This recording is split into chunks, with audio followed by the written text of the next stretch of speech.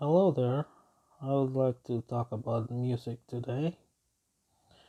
All of us are interested in music, and there are a lot of different kinds of music depending on how we categorize them. And some people are interested in some kind of music, other people may not be interested in that.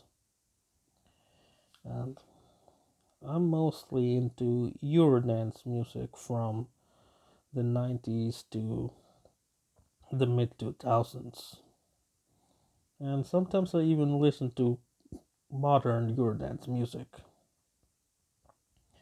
And it makes me very sad that there are only a few people who share my interests in music.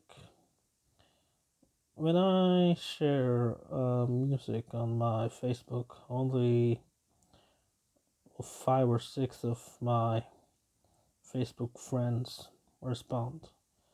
I have around 300 friends, so less than 1%, I guess. If I had more friends, then also I think the number of people who respond to Eurodance music will be the same because not many people are into that, especially people living in North America and the Indian subcontinent. Uh, of my friends who listen to Eurodance, three of them are from Europe and one from India, one from Canada. So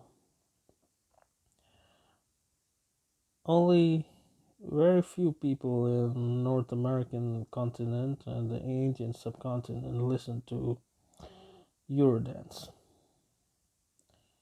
I don't know why this is, but it's probably because the most popular kind of music in these places are different.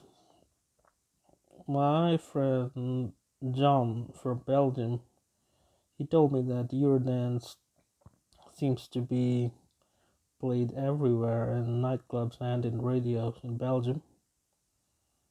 Looks like Belgium is a very nice place to live for me because I like to listen to music all the time, and I like to be in a country where they play my favorite kind of music.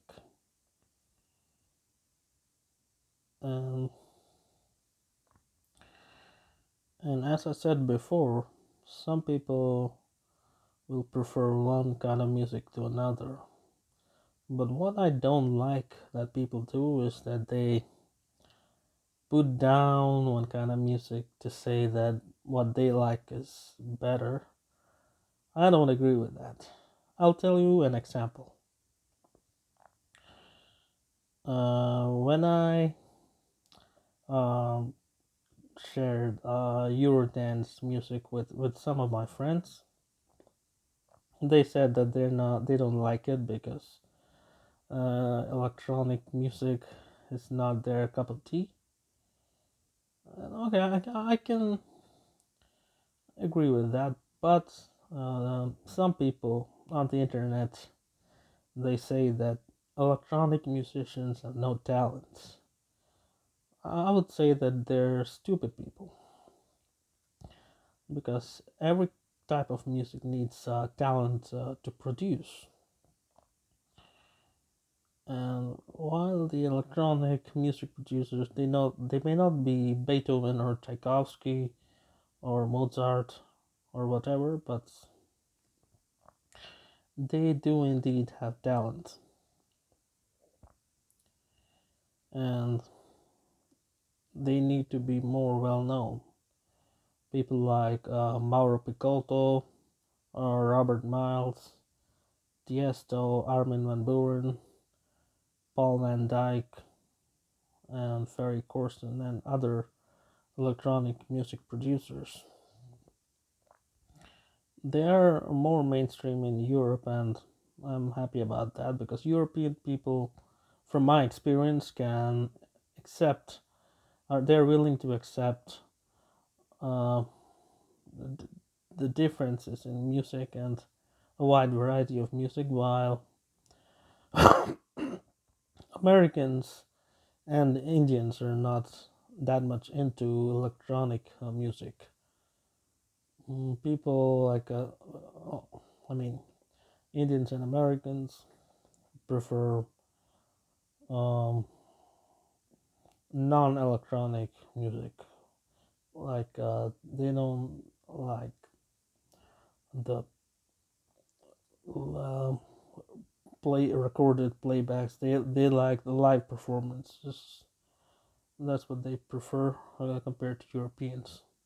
And I was reading something similar on the internet the other day, and somebody commented that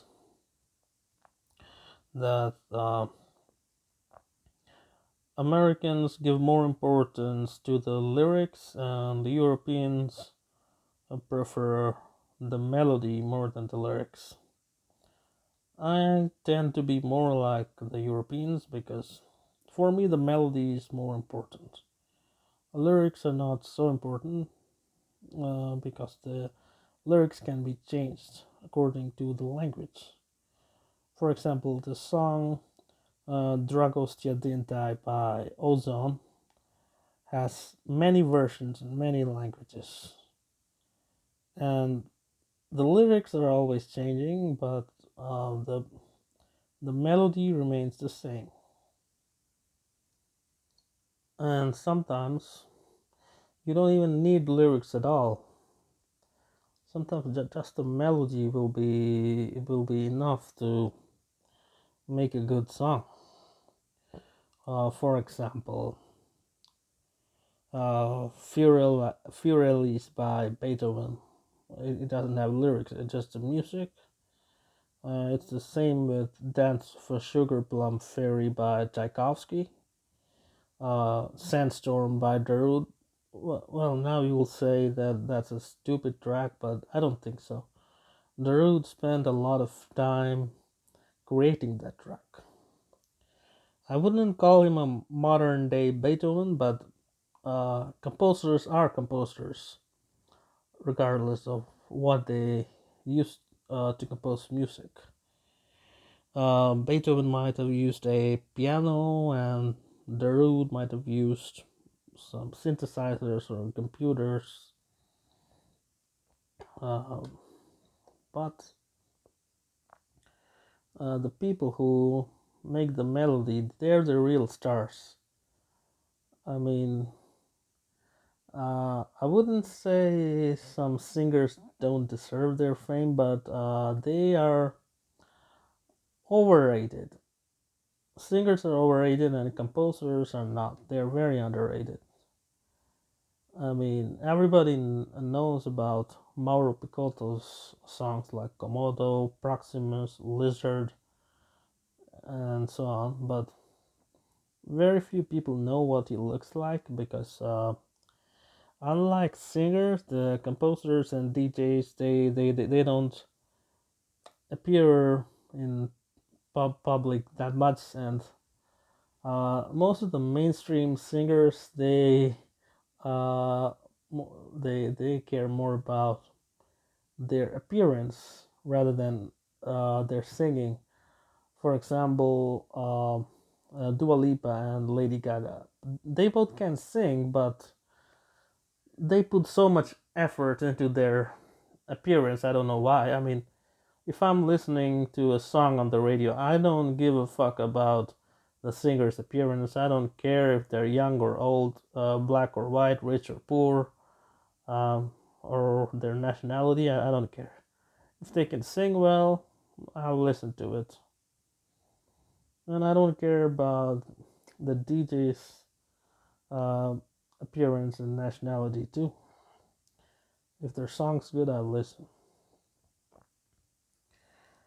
What I'm trying to say is that composers need as much fame as the singers, because it is us who create the songs, and we put more effort into the song than the singer. Both the composers and singer, they might be very good at what they do. But from my point of view, it is the composer who puts more effort into a song than the singer, because the singer doesn't need to create a song, they just need to get their notes right. And the composers, they're like they need to create the song, they need to make sure that every note is perfect, and the transition between a set of notes and another set of notes is smooth. They need to ensure all these things while creating music. So it is like a composer is like the engineer and mechanic and technician, and the singer is like the Formula One driver, the racing driver. So when you're participating in a race, a car or motorcycle race, the racing drivers are known as the superstars because they race the cars, they drive the cars, they stand on the podiums, they open champagne bottles, they get the trophies. But are we really appreciating the real heroes behind the races, behind the cars? The engineers who design and test the cars, the mechanics and technicians who make sure that everything in the car is working okay. So we need to give more credit to the people behind the scenes, because they are as important as the ones whom we see. Like the racing driver is the one we actually see, but the engineers and technicians, they do all of the hard work.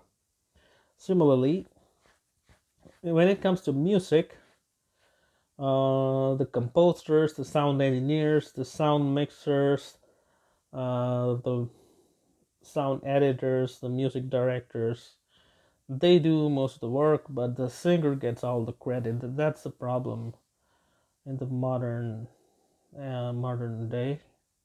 So we need to we need to give more recognition to the people behind the scenes, especially the composers and all the other people I mentioned.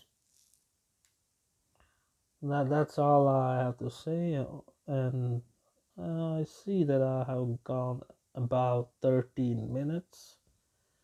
Uh, Sorry about that. I tend to go on and on about things that I like.